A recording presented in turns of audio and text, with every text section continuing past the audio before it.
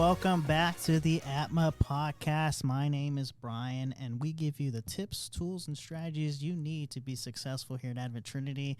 We've got some special guests here with us today. They're back with vengeance from their last episodes, talking about Gen Z marketing, and it's funny that I'm like being humorous today because they're going to be talking about Gen Z. They got the side eye and everything with me today. Okay, so they're going to be talking about the humor of Gen Z, and I'm going to tell you right now, for those listening, please pray with me because this is going to be a struggle for me to get through this episode, understanding their humor here. So, we're going to be talking about humor. We're also going to be talking about captivating storytelling, which, actually storytelling is not even a Gen Z thing, but it's actually kind of a generation to generation thing. But we're going to be talking about a little bit of that. And so before we get started, though, Ivy and Bree, go ahead and introduce yourselves again to the audience. Say hello to everybody and let us know, what today's topic is all about.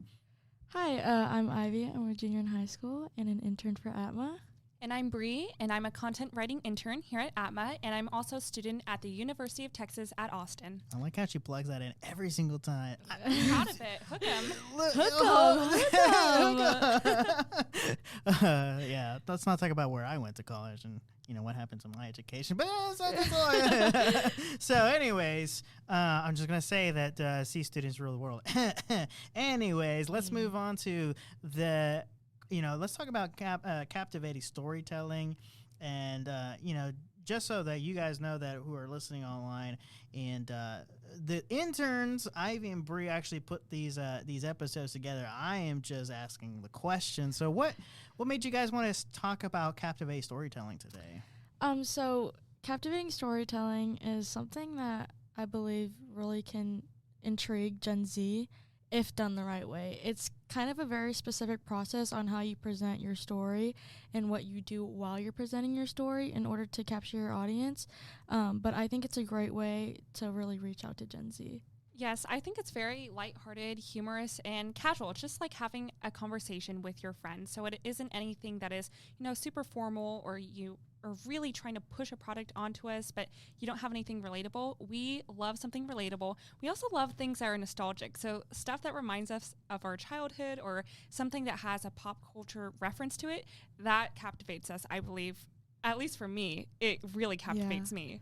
So it's funny you say, I was listening to you guys, nostalgic, we all know what's going on with Netflix and going back to the 80s. And, if you listen to The Weeknd today, there's a lot of 80s references. Like, you guys are like super 80s, 90s, and starting to get into my generation, which is 2K, right? My childhood generation. Like, what is it with you guys and wanting to be a part of that nostalgic experience? I always thought it was just, since we are the first digital age, it's like we grew too fast, in a sense, past episodes we talked about augmented reality and stuff like that, and AI, and technology is just continually rapidly changing and advancing. And so I think when we are reminiscing on certain things where it was just really simple, it was TV ads, and we're just playing, and it wasn't complicated with a lot of digital where we're stuck to our phones every single day. I just think we kind of long for that kind of feeling again, And to go off of that, most of Gen Z was born in the 2000s. So Gen Z is about 1997 to 2009. And so we're, 2000s kids and everything, and we don't know what it's like to live in the previous century. And I blame it a bit on millennials and the previous generation because they always talk about, growing up in the 90s or being born in the 90s or the 80s and how great it was and how easy life was. And I think we're longing for that feeling of simplicity, really. Yeah. You hear that, everybody? It's apparently all the millennials' fault. So, this is a great topic. Well, getting back to the notes here on the captivating storytelling, which is funny you guys tell me this. You use storytelling, right? And in the last few episodes, we talked about your attention span. So tell me how in the heck we're going to be able to do storytelling when your attention span is like less than a second. Yeah, so back to a few episodes back, we talked about GRWM. Do you remember what that means, Brian? So that stands for Get Ready With Me, and I talked about how that was a trend that really blew up. About, like, I believe last year or so. Yes. And so basically when people get ready with me, when they do those kind of content and stuff like that, they do stories, right? So it could be somebody getting ready for something, doing their makeup, finding an outfit for something, and then they'll tell probably the most obscene story you'll ever hear in your life. They will. And I think a lot of it has to do with the visual component to that. So they're not just, reading off of a script or just staring at the camera and telling you a story. They're doing something else, something that you can watch that you might find entertaining. So I think as Gen Z, we love visuals, and to have that component with your storytelling helps tremendously. Awesome.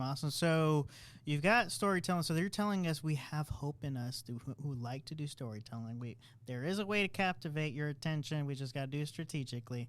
Now let's talk. I'm kind of on the fence of talking about this. Is your humor? Like, what are we going to be talking about with humor? Like, what is your sense of humor? I guess in your generation. It's very, very, very dark. I mean, I would like to say that we're probably definitely one of the most judgy generations out there. And I mean, we just have no filter. I don't know if that was tied to what the digital age is right now and how we can literally hide behind a screen and say whatever we want. Mm-hmm. But I haven't met a single person who is not afraid to say anything if necessary. Right. So you guys have no filter. That's okay though. We don't have a filter. Yeah. So no filter. What is dark? I mean, dark could mean all kinds of stuff. Oh man. I don't know if you want to get into that. Well, we are a Christian-based company, so I don't know. Yeah. I mean, dark could go into bringing up very extreme topics. Yeah. I mean, they're nervous talking about their dark humor. Like, what is going on? I mean, I could just say historical events that were probably very tragic. I don't want to say exactly. I'm sure people can connect the dots, but a lot of things are tied to that. People think about certain historical events or things that were probably very tragic, and they'll make a meme about it. Yeah, or certain emotional states that are very dark and very, not great, but people make light of that in humor, I suppose. And that's a big thing in our generation, is to, take something that could be really tragic or extreme. And I'm not sure if this is entirely appropriate, but make fun of it or, turn it into a more positive situation perhaps. And memes are a big thing. And if you don't know what memes are, they're like a image, a text, or a video that are usually humorous, and they go viral on the internet very quickly. Mm-hmm. Yeah, but I feel like the definition of memes, the difference between Gen Z and millennials is extremely different. It's really is. I think for all the millennials that I've, texted and, have had contact with, their memes are very, very, very much cheesy, I feel like. Yeah. Chuggy is the word. Yes, that's a word for us. Millennials are cheesy. We are. Yes. We grew up with the cheese man himself. The Cheetos. Yeah. Yep. So, I mean, a lot of memes that I see millennial use are I think they're called GIFs. Yes. Yeah, it's those GIFs from animated or they're just from movies, and then it's a caption. They're like, "Oh, that's so funny!" Oh my gosh, it's a cat doing something stupid. That's so funny with a caption on it. But for us, it's it's just very, very dark and tragic. Yeah. Yeah. I'm lost here. So you have so we do send, because I'm a millennial, right? And I do send memes. Now I'm gonna call them memes with quotation now, because apparently they're not memes to Gen Z.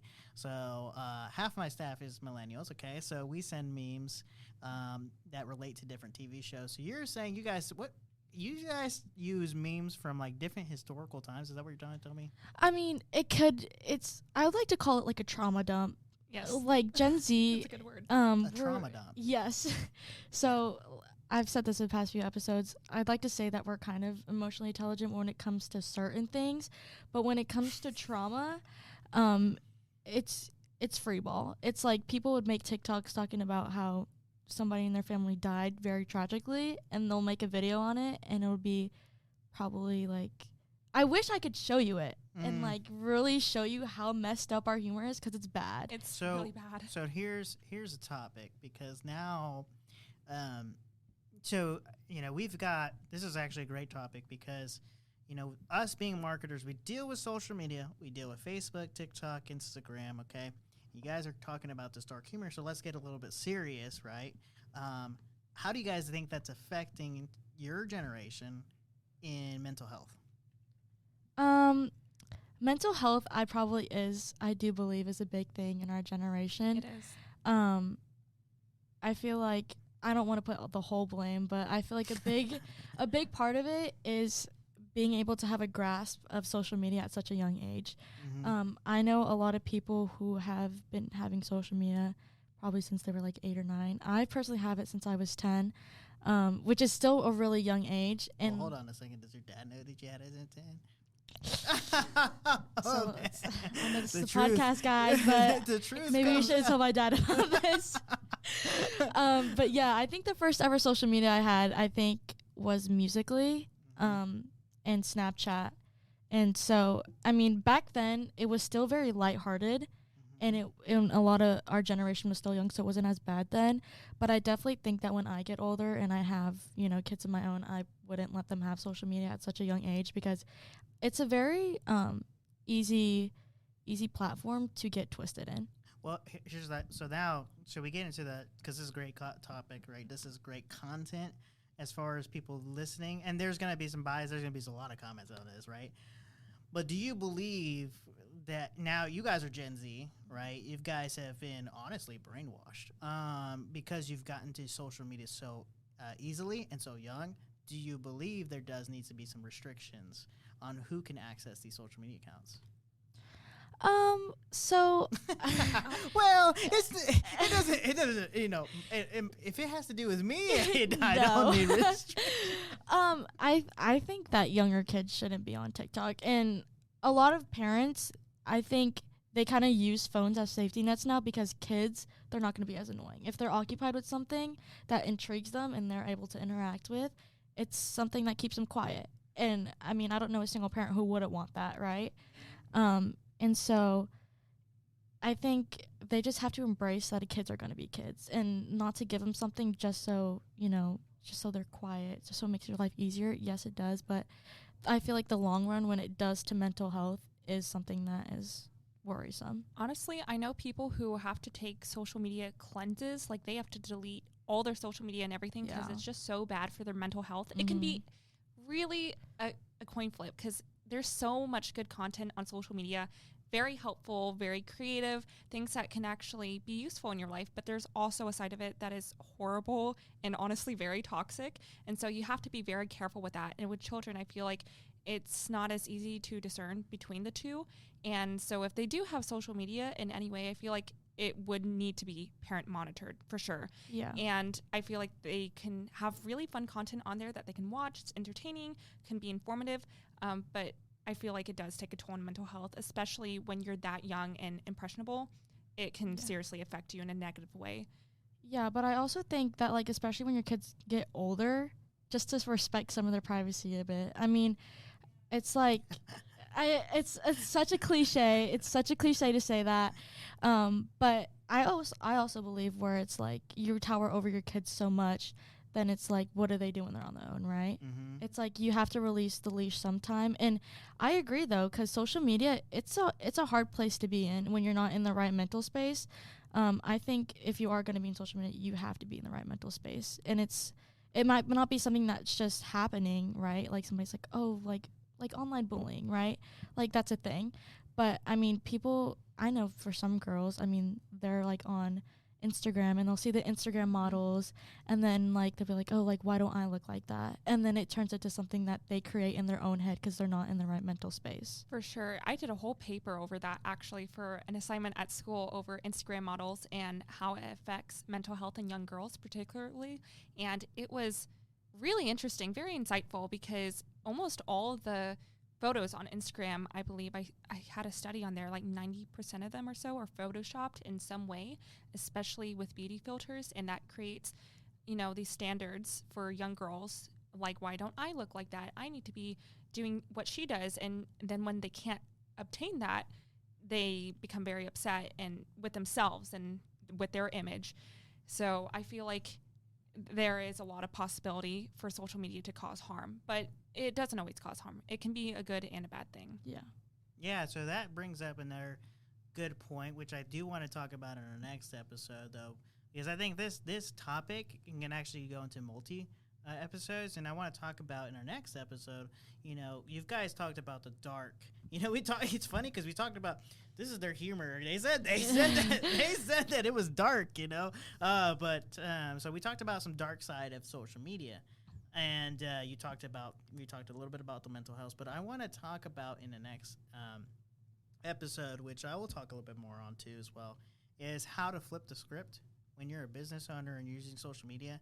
There are a lot of people, right, that they look at social media and they're intimidated because they're dealing with Gen Zers who judge, you know, and so they're intimidated and they're like, well, these models, listen, so we're also going to go back to the script of all these other episodes, the Be Real, and we'll talk about that in our next episode too, because basically after listening to you ladies and understanding what you guys are looking for, right, I think I've hit it on the nail, but I don't want to put all my cards on the table today in this episode. So this is what we're going to do. You know, I want to thank everybody for joining us, and we're super excited to continue this conversation of Gen Z and going from humor to then going into, hey, not being fearing of being in front of you ladies. So, thank you guys for joining us. We'll see you guys in the next episode. My name is Brian, and we will see you next time.